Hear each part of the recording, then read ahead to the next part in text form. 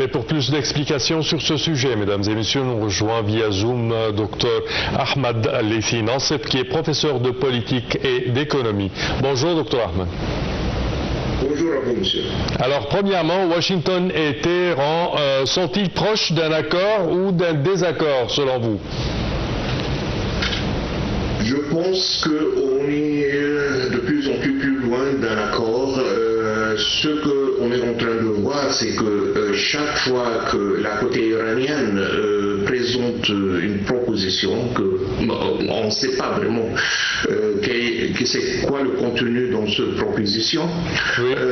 C'est refusé par les États-Unis et je pense que le président Trump a dit qu'il a voulu que l'Iran présente une subvention totale, que je pense que ça ne va pas être possible, oui. Parce qu'avec le régime présent en Iran, c'est tout mieux pour eux de rentrer dans n'importe quelle guerre que déclarer une perte complète. Donc je pense que le président Trump il comprend ça beaucoup mieux que tout le monde. Il est en train de demander l'impossible, et quand on demande l'impossible, c'est pas évident qu'on va arriver à une solution. Certes, certes. Dr Ahmad, quels sont les points de litige ou les points de désaccord majeurs entre les États-Unis et l'Iran en matière d'accord? C'était les objectifs que le président Trump a cités. Un, c'est un changement de régime théocratique en Iran. Deux, l'uranium activé, le 440 kg, à plus que 60%. Et la troisième, c'était l'arrêt ils les appellent les armes d'Iran, que ce soit au Liban,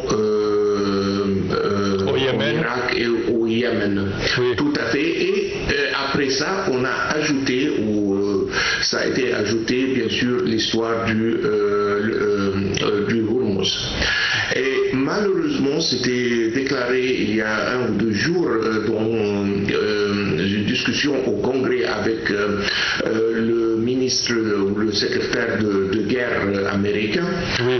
Que rien parmi ces 3 objectifs qui sont devenus 4, rien n'a cessé matérialisé alors que les États-Unis ont dépensé des milliards et des milliards dans cette guerre où on l'appelle une action militaire, si vous voulez, comme les Américains doivent le nommer à cause que le président n'a pas le droit de déclarer une guerre sans qu'il a l'accord du Congrès. Oui. Oui. Donc on n'est nulle part.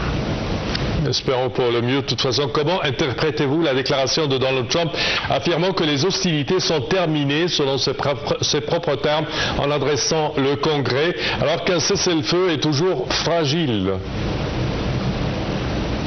Je pense que c'est une manœuvre illégale. Il est en train de utiliser disons ses droits comme un président, que la Constitution américaine lui donne le droit à faire des actions militaires qui ne durent pas plus que 60 jours. Donc je pense, la façon que moi personnellement lis ça, qu'il est en train de déclarer la fin de cette action militaire.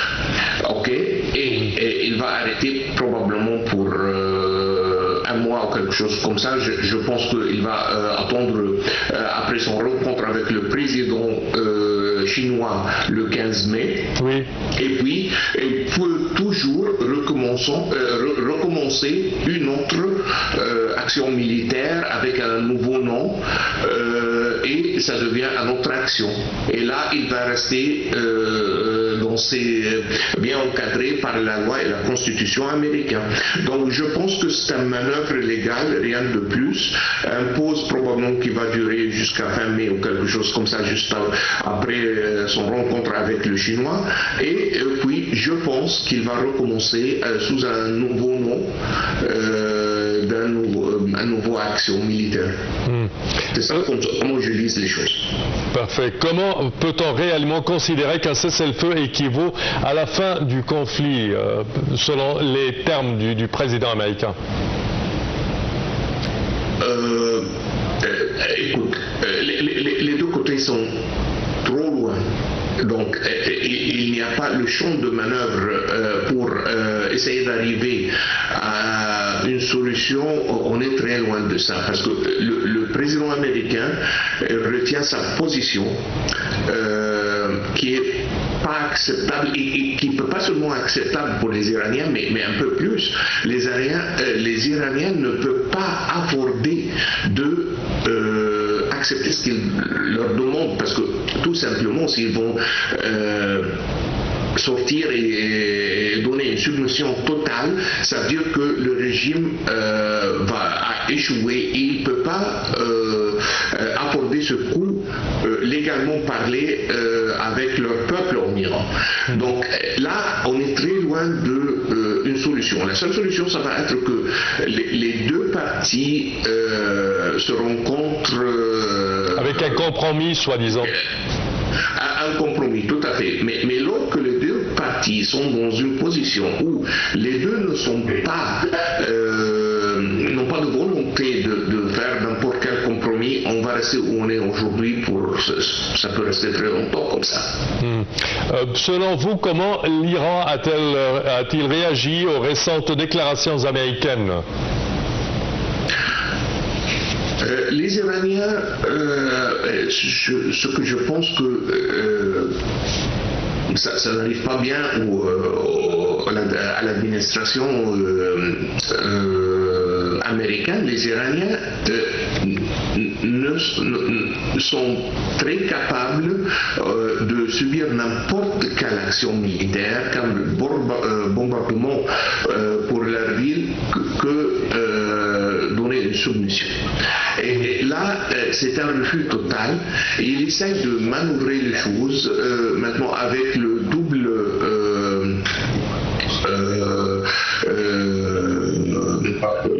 contrôle sur les navires sortant du détroit d'Ormuz.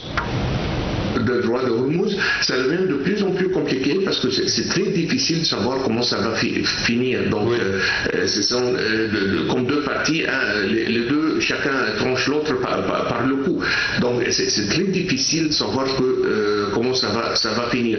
Mais sans que un des partis, au moins, si pas les deux, est prêt à donner des concessions ou des compromis, ça va être très difficile de voir une solution dans le futur prochain. Quel impact cette situation peut-elle avoir sur la stabilité au Moyen-Orient, surtout la stabilité économique? Écoutez, je pense que c'est un peu exagéré, honnêtement, si on regarde les chiffres. Hormuz, à partir de détroit d'Hormuz, est passé presque 20% du pétrole global. Un cinquième du pétrole global. Un cinquième qui est 20%. Oui. Donc, qui sont plus ou moins 20 millions de barils par jour.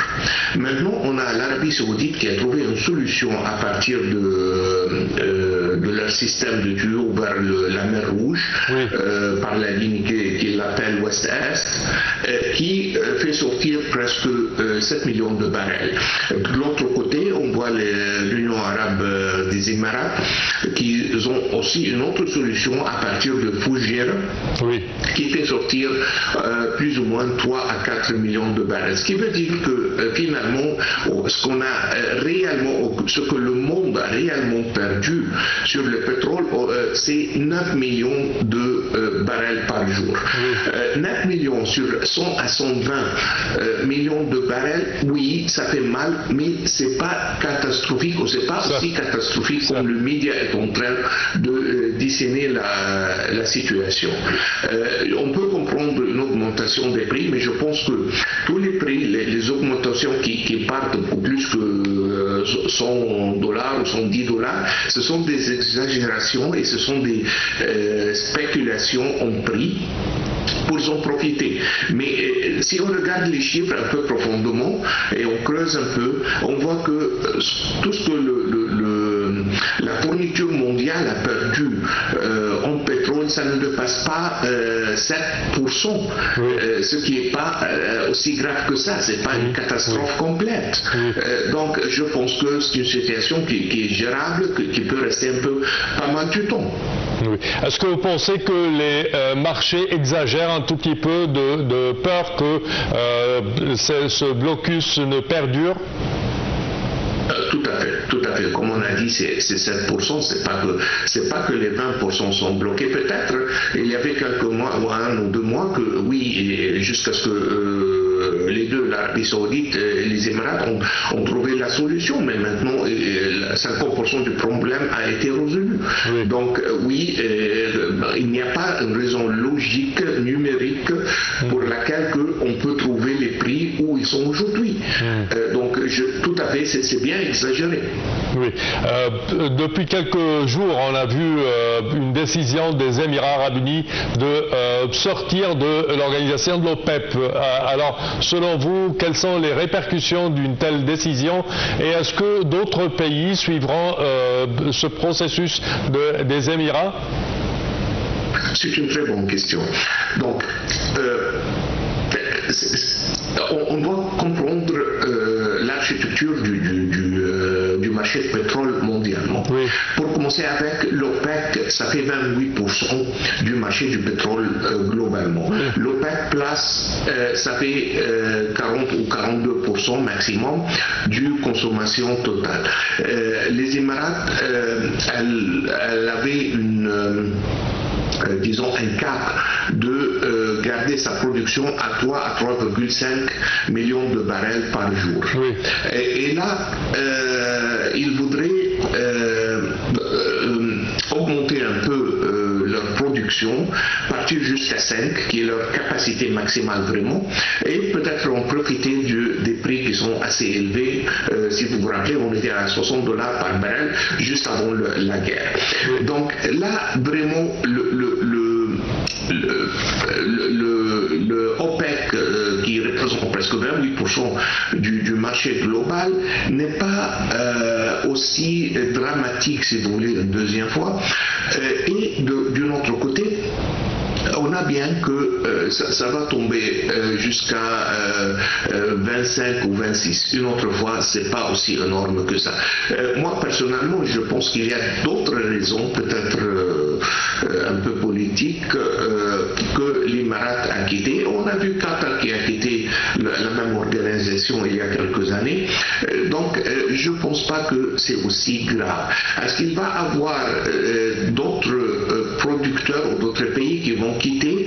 Je pense que ça peut être, oui, possible, si jamais ces pays vont voir que leur intérêt national, c'est donc quitter, d'être capable de produire un peu plus de ce qu'ils sont en train de produire aujourd'hui, et ils vont aller partir vers maximiser leurs bénéfices. Je pense que c'est possible, mais c'est pas nécessaire ou obligatoire. On va voir comment ça va se passer, et ça dépend beaucoup de comment les pays restants dans l'organisation vont gérer les parts différentes et comment ils vont diviser les chiffres entre eux. Oui. Dernière question concernant la médiation. Il y a certainement les pays, à commencer par le Pakistan, l'Arabie Saoudite, la Turquie et l'Égypte, qui déploient plein d'efforts pour une médiation entre l'Iran d'une part et d'autre part les États-Unis. Comment voyez-vous leurs efforts?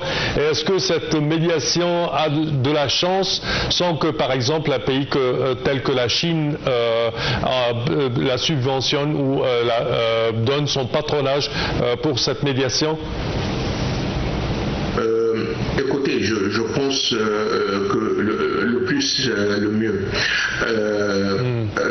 L'Égypte, on a entendu bien le président Sisi il y a quelques jours, dans son discours, quand il a dit que on a bien essayé de faire le maximum. L'Égypte a exercé des efforts énormes pour médier entre les deux parties, mais pas tout ce qu'on désire se matérialise finalement. Le président Sisi a dit ça il y a 2 ou 3 jours.